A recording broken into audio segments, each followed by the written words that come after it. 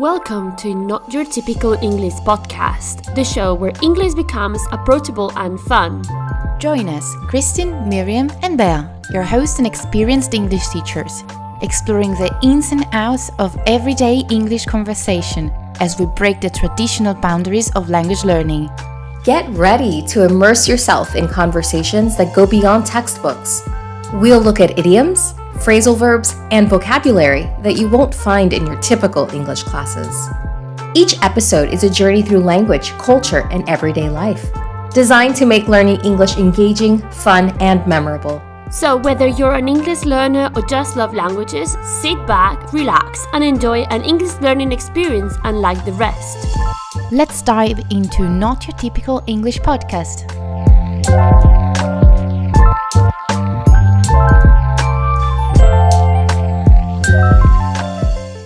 Hey everyone, welcome to our first podcast episode. I think it's so important for us to get off on the right foot here. Absolutely, Christin. Breaking the ice is key to creating a comfortable space for our listeners. I agree. It's all about making connections and helping our audience put a face to a name. Speaking of connections, we need to size up our audience's needs and interests to ensure we engage them effectively. That's right. When we share our stories, I'm confident we'll all hit it off with our audience. And as we engage, we'll naturally warm up to their interests, making this podcast a valuable experience for everyone involved. Let's get started. Hi, I'm Miriam. So let me break the ice and tell you all a little bit about myself. So my mum is Italian and my dad is English, but I was born and raised in Italy. And since everyone seems to be asking me at this point, I prefer coffee to tea, but I drink both. Very nice. So, I graduated in 2017. I was supposed to become a translator or an interpreter or maybe work for an international organization, but that never happened. I never pictured myself sitting at a desk for hours in an office, let alone in a suit, trying to mediate between various politicians or attempting to resolve a diplomatic issue. No, it wasn't me. Initially, I saw myself alone in a room, translating novels all day, but I soon realized that that wasn't the most practical choice. Also because I'm very sociable, and I really like interacting with other people, and so, I don't know, being alone in front of a computer all day wasn't quite my style. Yeah, that makes sense. Yeah, for sure. So, I have been teaching ever since I graduated, and here I am today, still teaching English as a second language. So, do you teach in a specific age group, Miriam? Well, I actually started with children. Children are special. I love them. They allow me to blend my playful and cheerful nature with my work. I loved those first lessons filled with arts and crafts, music and games that helped us hit it off right away. But I know that there is another person in this group that loves teaching children even more than I do, right? Not me. I'm guilty. Yeah, Miriam, I do love to teach children, but let me introduce myself to our listeners first. Hello, everyone. I'm Christin. I'm the American of the group. I'm a South Florida native, born and bred, and I grew up bilingual, speaking both Spanish and English, as one who grows up in Miami often does. Communicating has always been a passion of mine, so it came to no one's surprise that I pursued journalism and communications when I was at university. I was a newspaper reporter for several years before deciding to move abroad for love. And I came to Italy in 2015, and that's where my English teaching career, and I'd also say my own language journey, began. Today, I run an online teaching business educating students across 4 continents, which include both children and adults. So, you mentioned you grew up speaking English and Spanish, but do you speak any other language? I do. So I speak Italian and I'm learning French. And I have a few funny stories, which I'm sure I'll share with our listeners at some point in the future. Yeah, when I came to Italy more than 8 years ago, I didn't speak any Italian. Strangers would size me up as I struggled to utter basic Italian phrases in my Spanish accent. I felt judged and I wasn't my usual confident self. Thankfully, with some studying and time, and of course a few blunders along the way, I eventually got the hang of it. I realized if I wanted to get off on the right foot with the locals and start to settle into the country, well, learning the language was a must. So I can definitely relate to learners who feel like they hesitate when they speak a new language.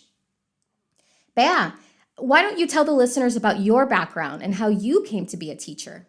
Hello everyone, I'm Bea, and although you can't see me, I would like you to put a face to our names. So my journey into teaching English has been quite the adventure. Initially, my path led me through the world of science. I graduated from King's College London with a degree in biomedicine, fueled by a childhood dream of becoming a doctor. Interesting, B. And then what happened? After completing my university studies, I undertook an intensive TFL course by Trinity College and set off to Italy. I tried to find a job here, but without being able to drive, I really struggled, as where I moved to in Italy has extremely poor public transport, so I relied on my husband to get around. I worked a couple of months as a conversation assistant, and then, when we returned to the UK, as my passion for science persisted, I earned my PGCE, that is, a postgraduate certificate in education, and of course, my driver's license. And I went off to teach in state schools. I worked mostly in a school with mostly EAL students, so students who don't have English as a first language. So although I was officially a science teacher, I really got into CLIL, so content and language integrated learning, mixing a bit the teaching of science with teaching of English. Wow. And then what? Well, the winds of change blew after Brexit, leading me to Spain for a year. Interestingly, during this time, my now husband moved to Italy, and we were determined to be together. So I set a deadline for finding a job in Italy, and incredibly, as fate would have it, a position fell into place just in time. So here I am. Well, I'm so glad for that. Otherwise, I don't think either of us would have ever met. Yes, right? Right? Now, I'd like to know about your passions. Miriam, tell us about yours. Well, I have a passion for astrology. I'm a Sagittarius, so I'm a free spirit, I am creative, I love traveling and learning new things. I also love books, films, TV shows, especially fantasy and sci-fi. Basically anything that lets me escape reality are my go-to genres. Are you reading anything at the moment? Yes, I am reading a book called My Brilliant Friend by Elena Ferrante. I read a few pages every day, more or less, before going to sleep. It's about two young girls who live in Naples. It's very good, but I don't want to give too much away. And what are your hobbies and interests, Bear? Well, outside of teaching, which really does take a lot of hours of my week, I've warmed up to hiking near the stunning Sibillini Mountains. More recently, I've also delved into weekend volunteering with the local emergency services, a passion that started in the UK during the London 2012 Olympics, where I worked as a first responder, and has remained constant in my life. That's really cool. And what about you, Christin? Well, I like to travel, hang out with my friends, binge watch TV series. I'm currently on the final season of The Crown. And recently, I've really gotten into yoga. I love doing yoga because it makes me feel mellow, calm. I'm much more mellow now that I do yoga regularly. So now, let's talk about the things that we don't like. And let's talk about it. As shocking as it may sound, I am Italian, but I'm not good at cooking. Oh. But yeah, I do love eating though. Me too. And I have a sweet tooth and love anything with chocolate in it. And let's not forget my love for cats and my not-so-secret dislike for sports. Well, I think the love for cats is something we all share. Oh, yes, don't we? Most certainly. Bea, how often do you go hiking in the Sibyllinis? Well, I usually go to the mountains on Sunday, but not in winter. I rarely go when there is snow. So, Bea, I see you have used the present simple to talk about the frequency you hike. Just like, I rarely go when there is snow. This is because we use the present simple for routine actions, general facts, and things that happen regularly. We often use the present simple with adverbs of frequency, such as always, sometimes, often, rarely, never, just like Bea did. And earlier, I noticed Bea asked you, Miriam, if you were reading anything at the moment, and you said that you are reading a book. Yes, Chris, that's right. That's because we use the present continuous, also called present progressive, for actions happening right now or around the present moment. But they must be temporary actions. We can't use them for permanent things or situations that are forever.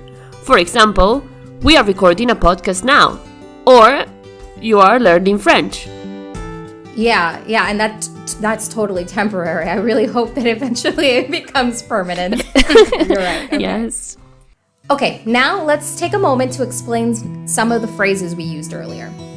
Getting off on the right foot means starting something in a positive or favorable manner, setting a good foundation or beginning. Breaking the ice refers to initiating conversation or making a situation more relaxed, especially in a new or tense environment. Putting a face to a name means remembering someone after being introduced, establishing a connection or familiarity. Sizing up involves assessing or evaluating a situation, person, or circumstance, often to understand it better or make decisions.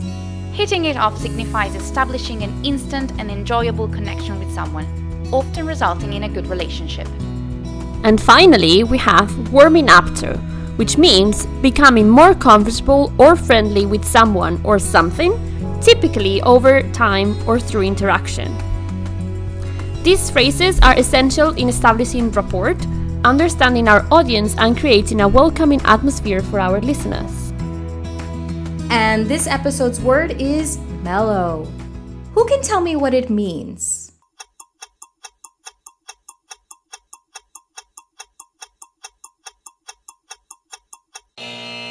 So, I know it refers to things that are smooth, soft, not too sharp, bright, new, or rough, like a mellow flavor or a mellow sound.